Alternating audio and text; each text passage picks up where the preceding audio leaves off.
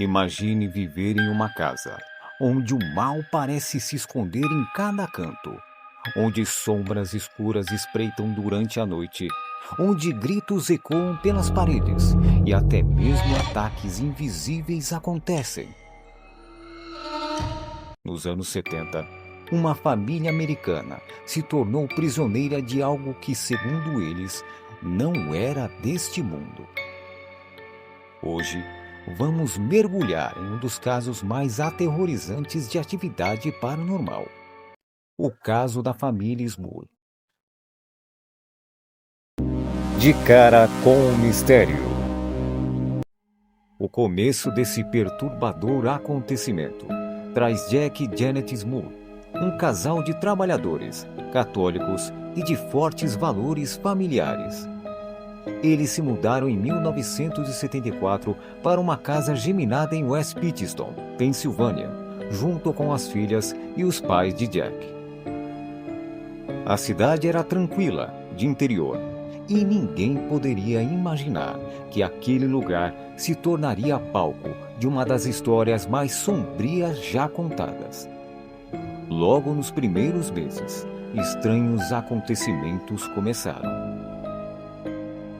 Aparelhos começavam a queimar sozinhos, canos entupiam e estouravam mesmo após reparos, e manchas escuras apareciam e sumiam das paredes, como num passe de mágica. A família ainda tentava explicar, de forma lógica, acreditando ser apenas azar ou problemas estruturais da casa. Mas o desconforto e a insegurança só aumentavam, e pequenos sinais logo dariam lugar a algo muito pior. Dentro da casa, barulhos inexplicáveis. Passos pesados no sótão, batidas dentro das paredes e móveis que eram arrastados de forma violenta e contínua. Fenômenos físicos, como portas que batiam sozinhas, objetos voando e luzes que piscavam incessantemente. Odores nauseantes, como o cheiro de carne podre, surgiam do nada e desapareciam em segundos. Como se esses fenômenos já não fossem o bastante, Janet relatou ver uma figura escura, sem rosto, uma perturbadora sombra que parecia observá-la, como se estivesse esperando o melhor momento para atacá-la. E isso de fato mais tarde veio a acontecer. Janet afirmou ter sido violentada em diversas ocasiões, deixando marcas físicas e mentais, algo que ela jamais esqueceria.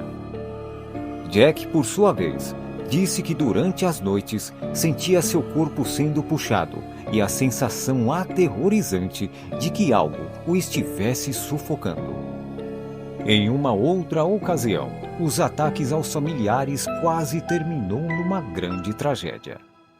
Uma das filhas do casal foi praticamente arremessada enquanto subia a escada, causando muitos machucados, além de um trauma que jamais ela poderia esquecer. Essa força maléfica era tão descontrolada que nem o cachorro da família escapou. Certa vez, o animal fora erguido e jogado contra a parede sem motivo algum.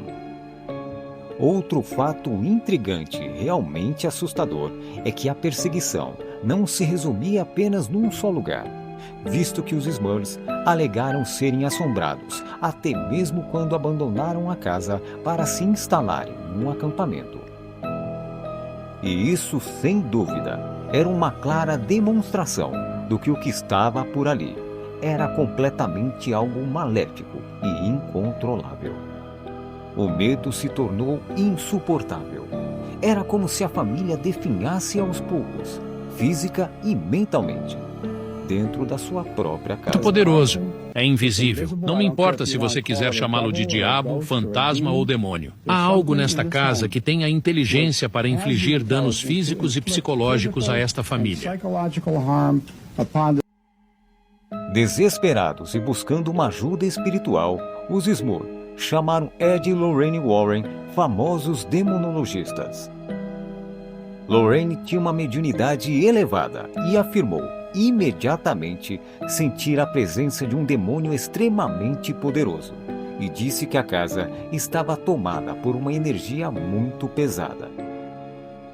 Segundo os Warren, não era apenas uma assombração comum ou um espírito humano, mas algo maligno, antigo e inteligente. Eles tentaram rezas, bênçãos e até rituais. Mas, segundo eles, a entidade parecia absorver a energia e se tornar cada vez mais violenta e poderosa. Em entrevistas, Lorraine chegou a declarar: a força que ali estava queria destruir aquela família.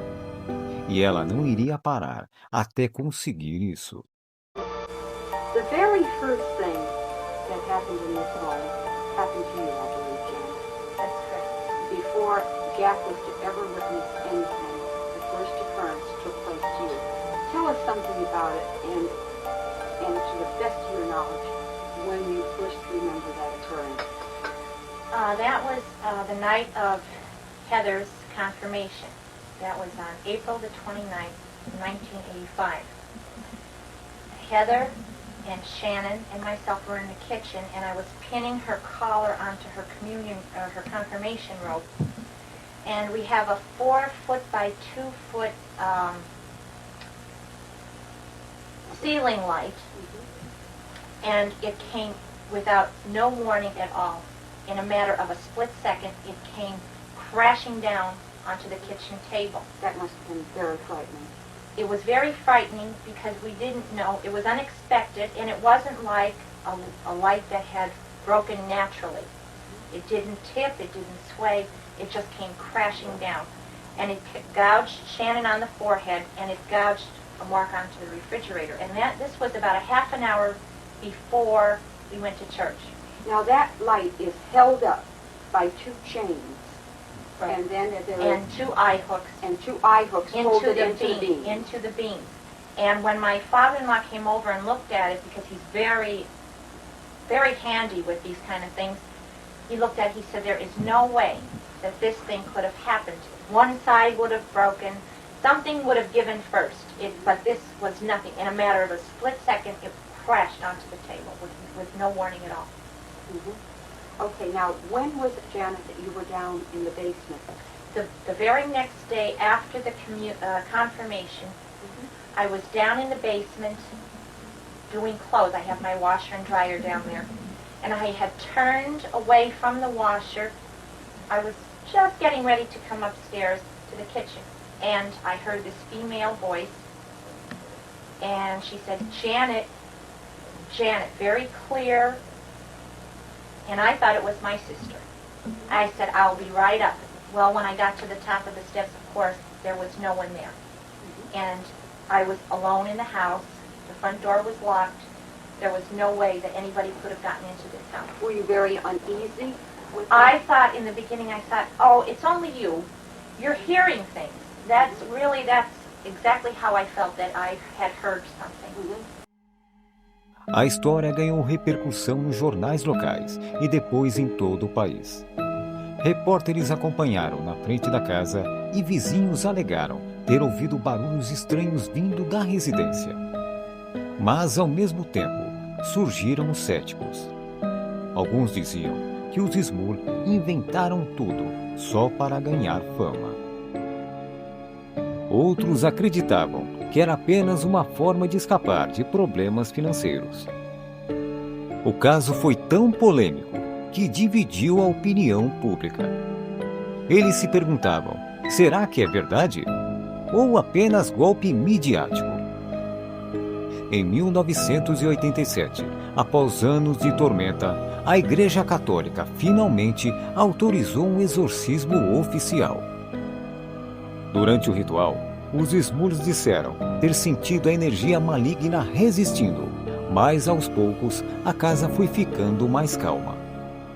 Com o tempo, os fenômenos diminuíram até cessarem completamente. Poucos anos depois, a família se mudou dali. Curiosamente, os novos moradores afirmaram nunca ter passado por nada de anormal.